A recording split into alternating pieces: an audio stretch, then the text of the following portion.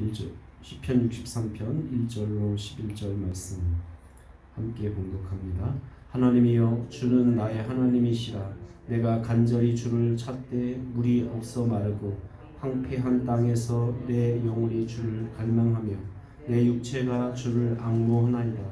내가 주의 권능과 영광을 보기 위하여 이와 같이 성소에서 주를 바라보았나이다. 주의 인자하심이 생명보다 나으므로 내 입술이 주를 찬양할 것이라. 이러므로 나의 평생에 주를 송축하며 주의 이름으로 말미암아 나의 손을 들리이다. 골수와 기름진 것을 먹음같이 나의 영혼이 만족할 것이라. 나의 입이 기쁜 입술로 주를 찬송하되 내가 나의 침상에서 주를 기억하며 새벽에 주의 말씀을 작은 소리로 읊조릴 때에 하오리니 주는 나의 도움이 되셨음이라. 내가 주의 날개 그늘에서 즐겁게 부르리이다. 나의 영혼이 주를 가까이 따르니 주의 오른손이 나를 붙드시거니와 나의 영혼을 찾아 멸하려 하는 그들은 땅 깊은 곳에 들어가며 칼의 세력에 넘어져 승냥이의 먹이가 되리이다. 왕은 하나님을 즐거워하리니 주께 맹세한 자마다 자랑할 것이나 거짓말하는 자의 입은 막히리로다. 아멘. 계속해서 압살롬의 반역 때문에 이제 예루살렘 궁에서 쫓겨나서 다윗은 유다 광야에 머물게 되는데, 이 유다 광야에 머물 때 기록한 시라고 전해지는 내용입니다.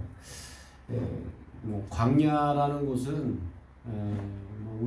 우리나라 사람들은 별로 경험해 보기 힘든 땅인데, 사실은 광야 우기 때가 아니면 광야에는 풀 한 포기가 나지 않는 그냥 아주 먼지만 풀풀 나고 그런 메마른 땅이다라는 겁니다.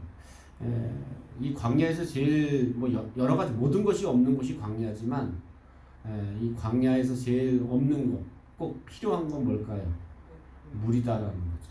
그래서 이 광야에 섰는데 정말 물 한 방울이 정말 그리운, 물 한 방울이 정말 기다려지는 그런 광야에서 다윗은 마실 물이 없어서 이제 목마름을 직접 다윗은 경험한 거예요.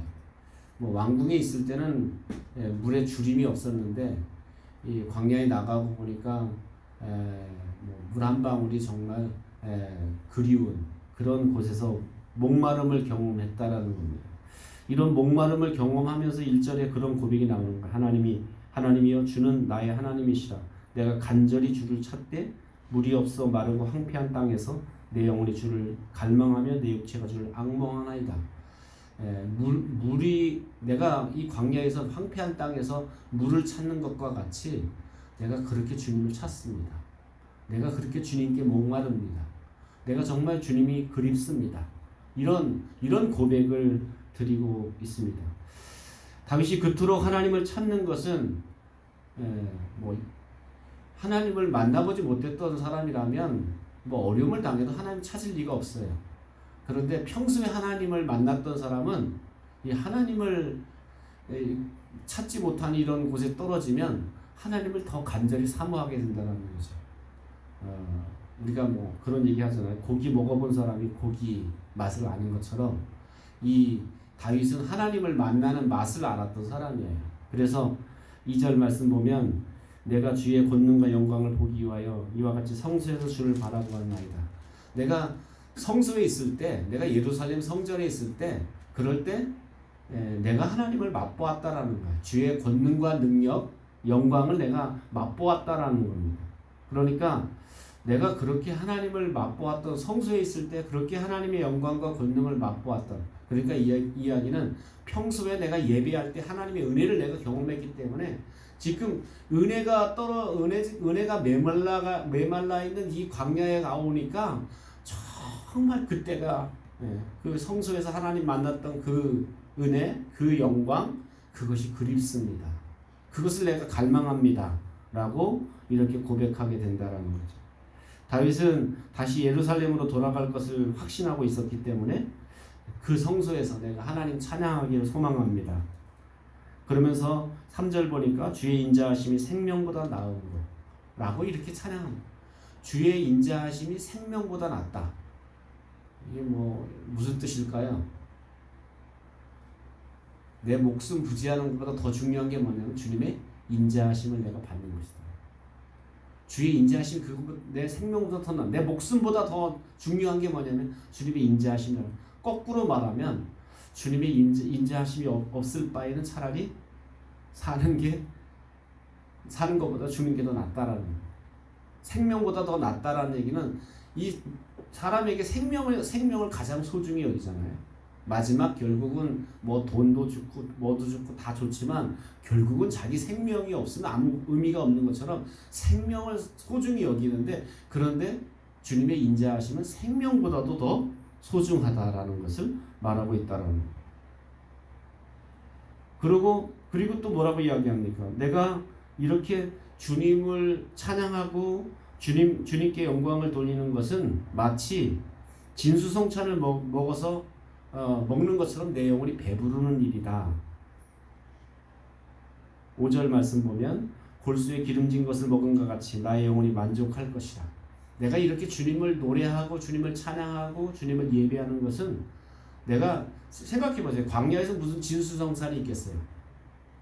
아무리 왕이지만 뭐 광야에 나갔는데, 지금 그것도 쫓겨나갔는데 무슨 거기서 진수성찬을 먹을 수 있겠어요? 그런데 주님을 찬양하는 것, 주님을 예배하는 것, 이 광야에서 주님을 만나는 것, 이것이 진수성찬을 먹는 것보다 내가 정말 내 영혼이 그렇게 만족하다라는 그런 고백을 하게 됩니다. 그러니까 이 다윗은 어떻게 보면 이런 고난, 이 광야의 경험이 오히려 하나님을 더 간절히 찾고 더 하나님께 더 간절히 매달리는 그런 기회가 됐다라는 것을 보게 됩니다.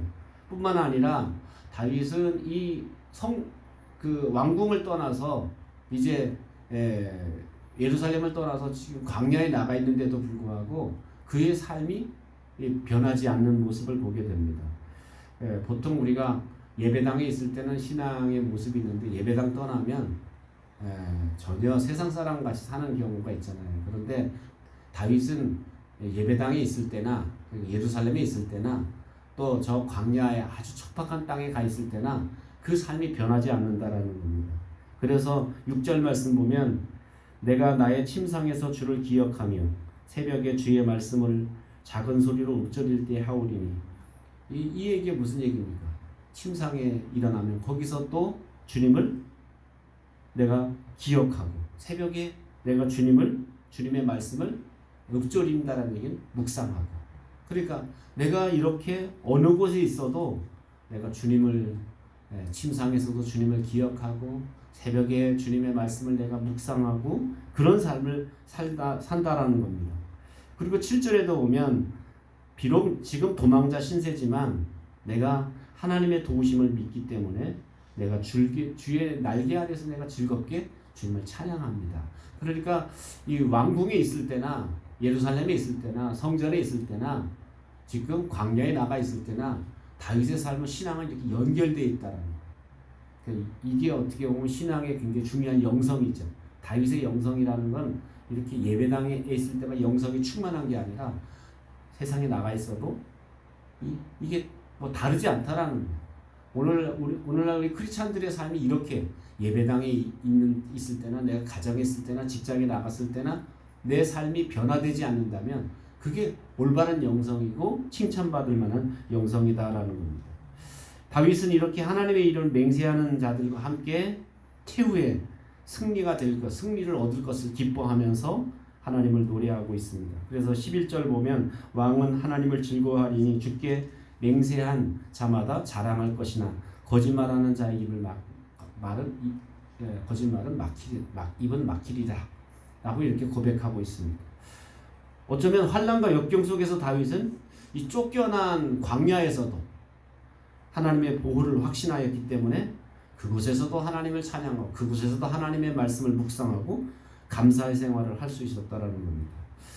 어쩌면 다윗은 현재 이런 고난이 하나님 우리의 그 다윗의 마음과 심령이 하나님을 찾을 수 있는 기회가 됐던 것처럼 오늘 우리가 만나는 어려움 또 우리가 만나는 고난이 오히려 고난 때문에 더 주님을 찾고 고난 때문에 우리 영혼이 더 주님을 갈망하는 그런 여러분 되시기를 주님의 이름으로 축원합니다.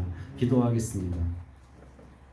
말씀을 기억하면서 인생의 광야에서 더 깊이 하나님을 찾고 만나는 기회가 되게 해주십시오라고 기도하고 또 여름 수련회 가운데 악한 마귀가 역사하지 못하도록 주님의 보혈로 덮어주십시오라고 기도하고 여러분 자신의 기도 제목을 놓고